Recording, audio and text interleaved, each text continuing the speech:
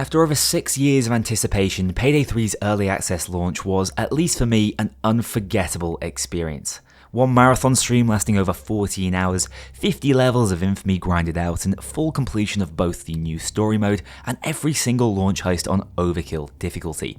I had an absolute blast.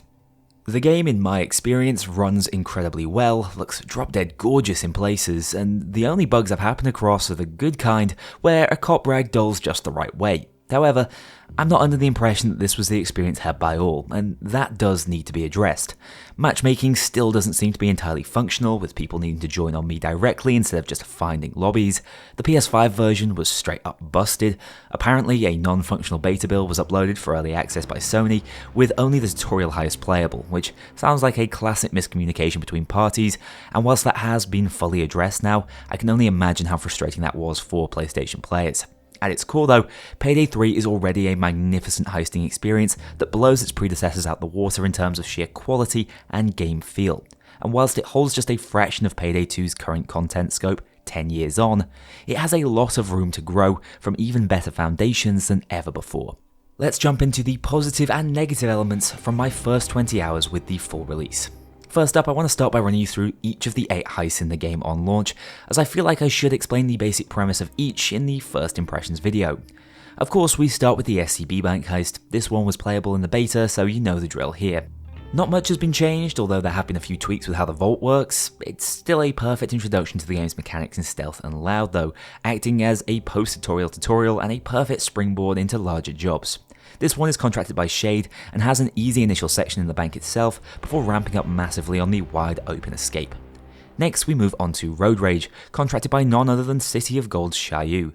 This is the game's only loud locked heist, with the stealth portion effectively being a setup phase, allowing you to take hostages and prepare the route you'll be taking along this very green bridge locking setting. This is an evolution on the classic armoured transport heist, robbing a genset truck, this time for base metals used in modern tech.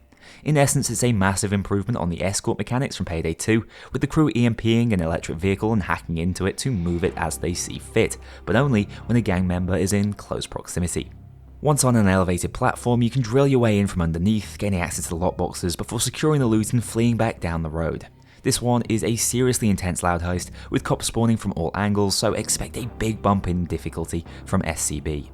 After that, it's the Butcher's surprise return in Dirty Ice, an immensely atmospheric diamond store heist that is what you choose to make of it.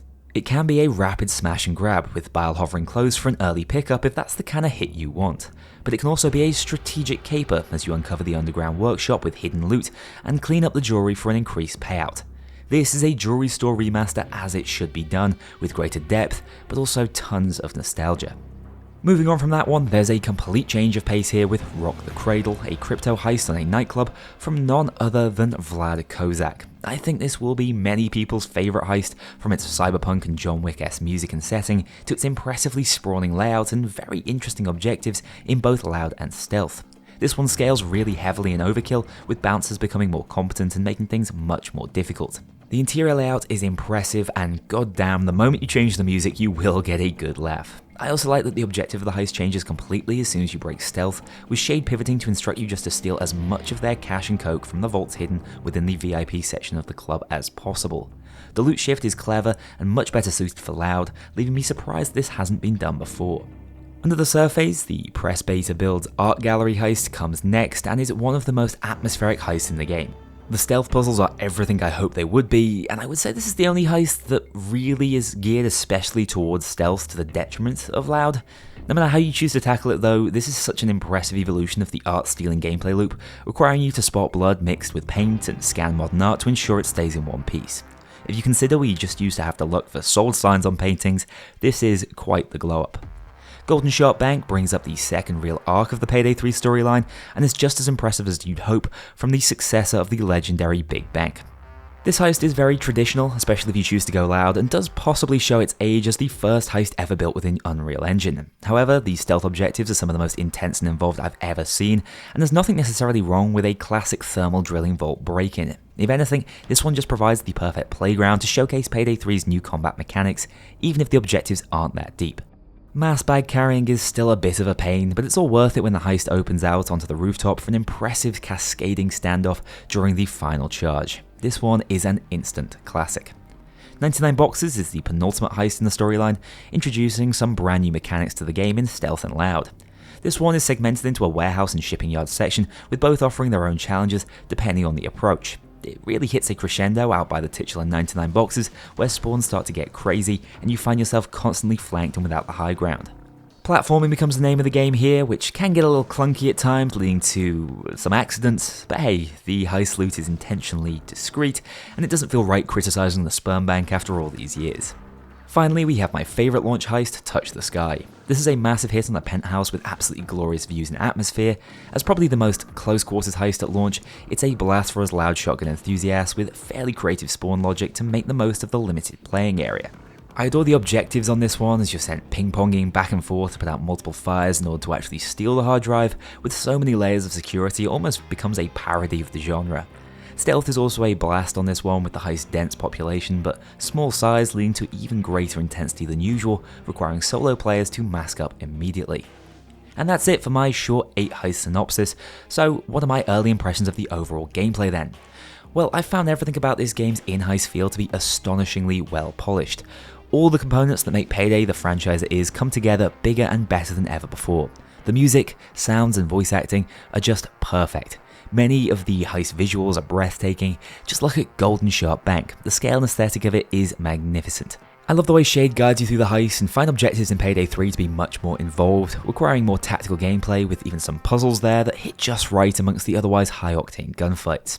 Speaking of those gunfights, to me at least the weapon feel across the board is phenomenal.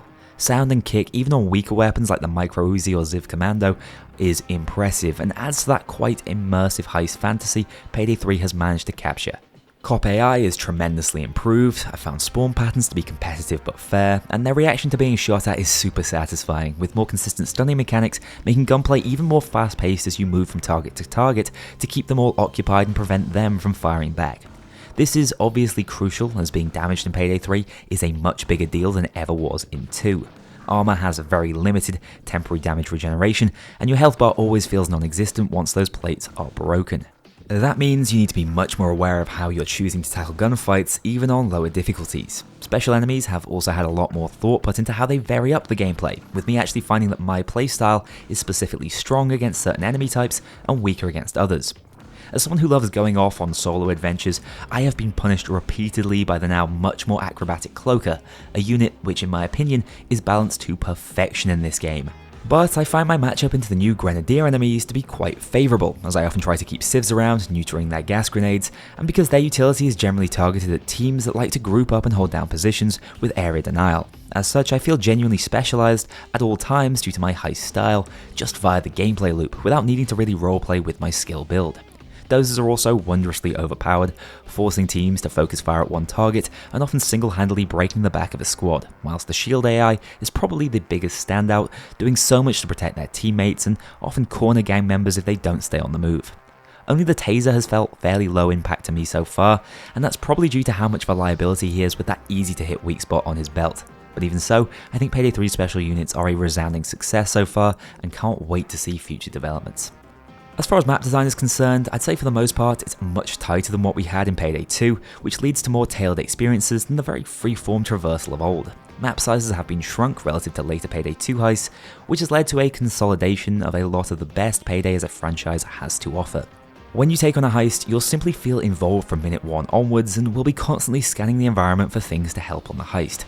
I've only really talked about loud gameplay so far though, which is a crime when stealth is the mode that's had the biggest glow up. Stealth can be brutal now, whilst also being more forgiving in nuance for beginners due to the refined casing mode system. Not getting immediately arrested when caught and the whole search mechanic that's been added is brilliant, and I expect to see a ton of creativity with those systems going forward. I also think that a lot of credit for stealth feeling as good as it is should go to the map designers, as the layout of every heist is just so well crafted with stealth in mind. From ventilation shafts that can be used to flank around buildings, to intentional parkour design allowing aerial and underground access to many objectives. Guards and cameras just function more realistically, and to be honest, when they don't, those are sometimes the funniest and most memorable stealth moments, so I have to say I'm not sure I'd look to improve anything with the current system as it stands. I also love the scaling difficulty modifiers. Maybe I'd tweak the lead guard down slightly, and do hope they look to add even more modifiers in the future, but as it stands, for the 8 heists at launch with 7 of them being fully stealthable, this playstyle has been given all the love it deserved, moving on from Payday 2. Finally, on the huge positives front, I'm not going to discuss the story in any real detail here, but let's just say I'm impressed by the way everything is being told and linked together so far. The static cutscenes work surprisingly well out of the menus, and the character voice work is unparalleled, to be honest. Some seriously complete performances from many of your favourite characters. I can't wait to cover it in depth as soon as possible. But we can't just have nice things. Payday 3 is far from the complete article, which is something we've been warned of for quite some time. I mean, the $40 price point was an admittance that this game still needs plenty of development. There are a number of highly requested features from Payday 2 that have gone missing, like the jukebox to pick individual heist tracks, and the more involved pre-planning added in 2014. It's odd to see some backwards steps being taken here, but I'm not panicking just yet. We don't even have a launch day patch, so it's a bit hasty to be talking about missing features, but I would still say it's worth mentioning and putting these things on Starbreeze's radar. Of course, I should also touch on the technical issues, some of which are of their own making, with Always Online putting undue stress on servers, which I have admittedly found to be okay. And the disastrous PlayStation launch, a situation where I don't even know who I should be pointing fingers at. Fair play, it's fixed already, but even so, that's a rough start with many console doubters already out there. It's also worth mentioning the menus. They're not great, a little uninspired, and haven't been improved upon since April, but I do feel like this is an area where the team can iterate quite easily from update to update. I'm also slightly disappointed by the challenge the game offers. We were able to clear every heist and overkill at a relatively low level, which is good as I was playing with experienced heisters, but it just wasn't that tough in Loud, to be honest, so the sooner Deathwish arrives, the happier I'll be. Finally, the elephant in the room, just 8 heists. Ever since I got to play the full game early, I've had my fears regarding this one. Even though the heists are all top quality and have solid replayability, I'd argue they lack some of the randomization from Payday 2, meaning after you've cleared them a few times in both Loud and Stealth, you will have seen a lot of what the game has to offer, and you can do exactly that in about 10 to 15 hours. Then the question becomes, are the gameplay loop and progression systems good enough to keep you going regardless? And I'd actually say for me, they are. But for others, 8 heists will undoubtedly disappoint and feel a little lackluster at launch.